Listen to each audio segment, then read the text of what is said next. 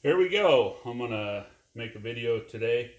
Been making a lot of videos this week, so hopefully you guys are enjoying it. Anyway, I basically prepped. There was a little bit of road rash here, and I prepped it, primed it, re-prepped it, and now I'm basically gonna mask it for paint. So I'm gonna spray this entire lip, and I'll show you guys the tools and tricks that I'm using. So it's already clean and ready to go. It's been wiped down with alcohol.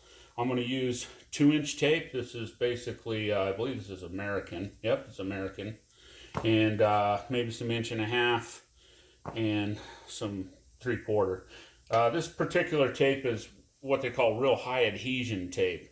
So I also have another one just for the video purpose. But this is more of a low adhesion. It's like a Home Depot contractor style tape. And you know, there's advantages to having an assortment of adhesions of tape. Basically, light adhesion, medium adhesion, and strong adhesion. And so for this particular video and for this particular circumstance, I'm going to use American because it's a high adhesion tape. So that's pretty important. Sometimes you want to use a light adhesion tape, especially like in house painting or whatnot. You use a delicate tape so it doesn't pull certain paint, you know, from the wall, or say from a car. If you have an older car, you might want to use a low adhesion tape, you know, because you're afraid that it'll pull the paint. So anyway, I'm going to use 2-inch to basically mask the tire lip. And so here we go. I'm going to rip it into sections, and like so. I'm going to kind of tuck it in. You don't want to go too many sections at a time. I have seen guys also use note cards or playing cards and tuck it in the wheel, but I find that this works real well. You just really want to press it in, and I'll kind of show you at the end what I do. So I just basically rip it into little sections is what I do. And I missed a little bit there, so just want to be nice and thorough. I would say I'm ripping it into 5 or 6 inch sections. Can't talk this morning, but here we go. So basically, I go, and the one important thing I'll point out, I start here and I continue to go around the wheel. The beauty of doing it that way is if I start here, then when I unmask it, I can peel it all off at once. If you go the other way, you're going to have to peel each particular piece of tape one at a time. You come from basically where you started all the way around, you can peel it off all at once. So, you know, something to think about when you're masking things. You want to mask it nice and tight, but also, you know, you want to be able to remove it somewhat quickly if you're in a production environment. So I basically kind of just go all the way around the wheel. There's little stickers that kind of stick out on the edge of this tire and the inside of the bead in them. So you need to make sure you cover those, press them down. I'm kneeling on an anti-fatigue mat I got from Harbor Freight. These things are awesome, and I stack about 3 of them together and duct tape them, that way you don't tear up your knees. So I'll just continue to work my way around the wheel. I'm going to have that happen every once in a while. So I'll just continue to work my way around the wheel.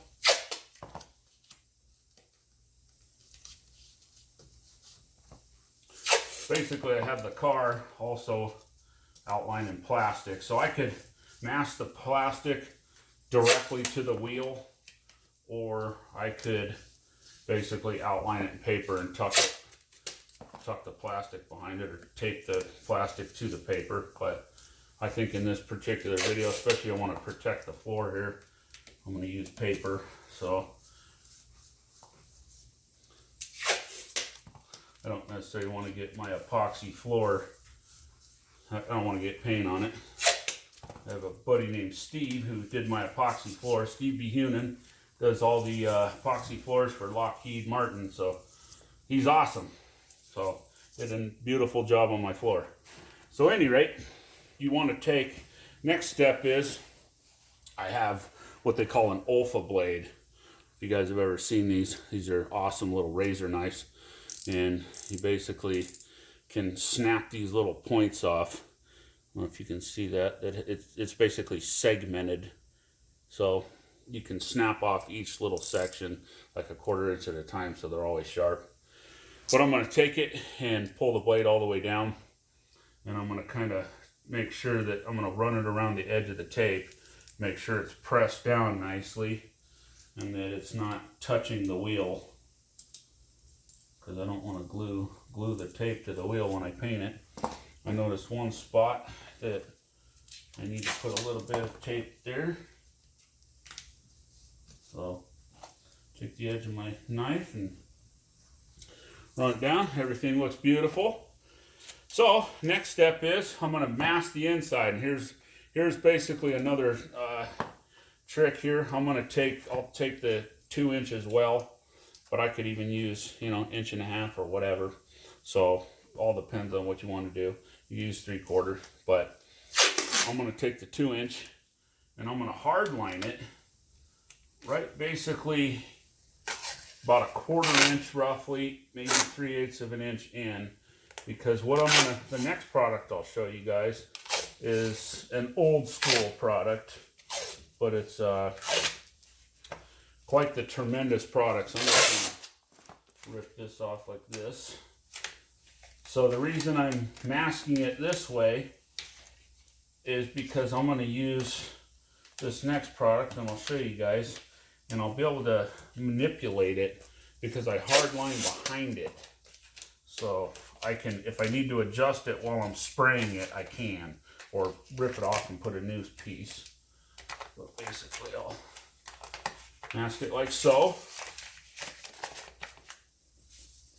And then I'm going to take a piece of 18-inch paper, and technically what you want to do is I'll basically mask it like this. You could mask it straight and cut it out, but I'll show you 2 different ways. So number one, I'm just gonna kind of mask it like this and tuck it behind there. This is basically one way of doing it. This is probably what a lot of the old school guys would do. I'm also a fan of, make sure it's pressed down nice. I'm also a fan of cutting it. So what you can do is you can cut the paper, and I should have snapped this blade off because it's not exactly the sharpest thing in the world.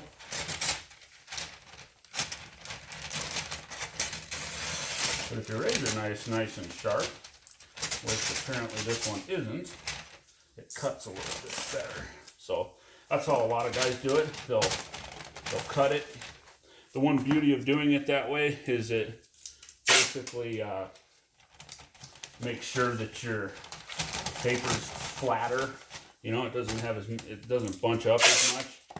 So either way works. Obviously, however you can protect the overspray from going onto the inside of the wheel is the most important. Now it's starting to want to walk on me a little bit there, so I'm going to mask this up down here, and then I'll show you guys a little trick. I'm going to double or triple up my tape, because I'll double it up and then I'll triple it, so I have 3 pieces stacked, because it's wanting to walk on me, and if I put another piece here, it's going to continue to walk, but I'm going to kind of tack it down so it can't walk on me. That's a little trick I've had where sometimes if you just start masking it here, it wants to walk out towards the center of the wheel. So, okay. So, one thing I'm going to show you guys real quick. I'm going to go ahead and just cut the plastic to it. So this is a directional plastic, and then I'll basically put paper on the bottom. So what you can do is you can fold this stuff inside out. But it is a directional plastic, so it's what they call Corona treated, which is kind of funny these days. But basically, it has this side out printed on the label, and if you don't basically mask it with this side out, your paint will flake off the plastic and sometimes ruin your job to get stuck to it. So it's important that you're paying attention to this side out, or making sure that this portion of the plastic is taped to the edge of the wheel, even if you fold it inside out or however. Hopefully you guys catch the drift. So I'm going to mask it like so. So this kind of shows you a little bit of both where you're blending paper and plastic. I'm a big fan of masking with plastic, super fast, all that stuff.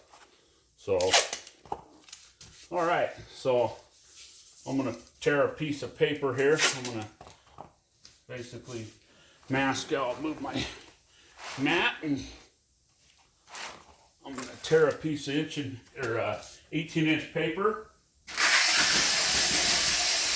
I'm gonna rip it long because I want it to basically go further out.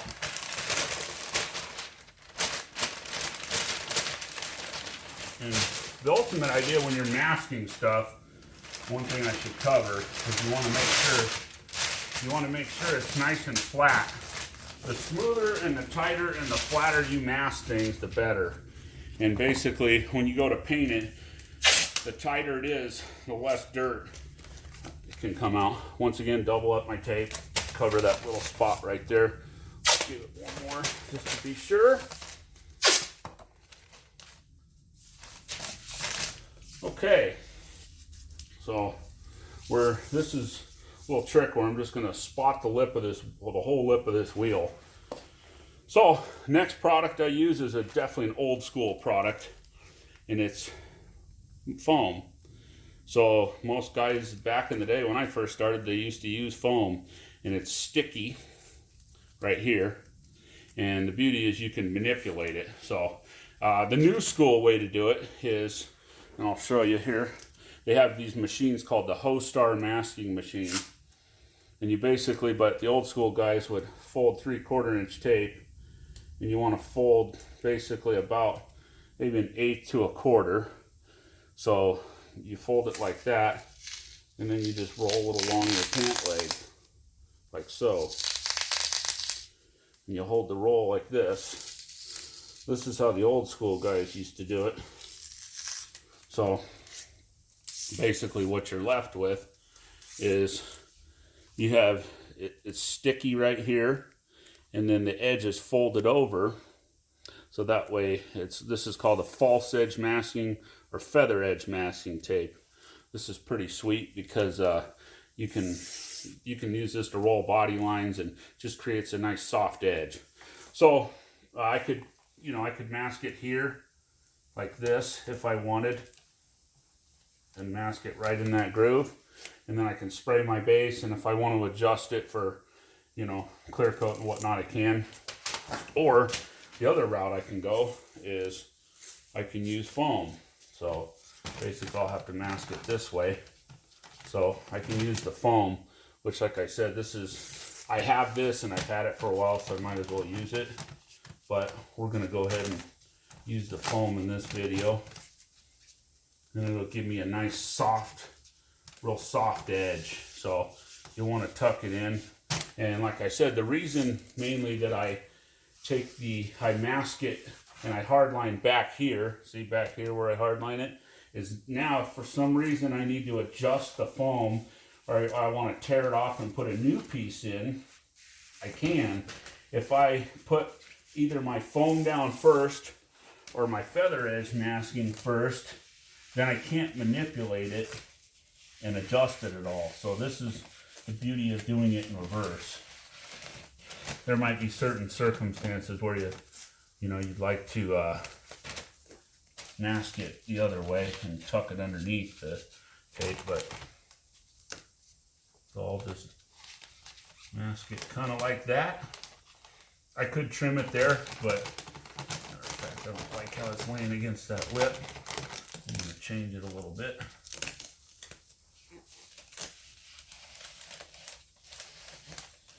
So this is nice because now, matter of fact, I'll show you.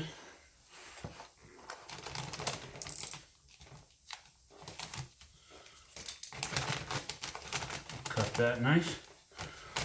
So it lays down, but you can, the beauty is you can also pull this stuff back and manipulate it. So that's really why I use it. One thing that wouldn't be a horrible idea, and you can do, is wipe it down with wax and grease first. So yeah, basically that's how you do it. It's a pretty neat little trick. This is, you know, more of an advanced thing when you're spotting things and rolling body lines and whatnot. So this is pretty important, and this requires a little bit more skill than some things, but overall it'll be pretty sweet. So here's how you do it. Hope you guys are having a great day, and I'll check in my next video. Thanks for watching.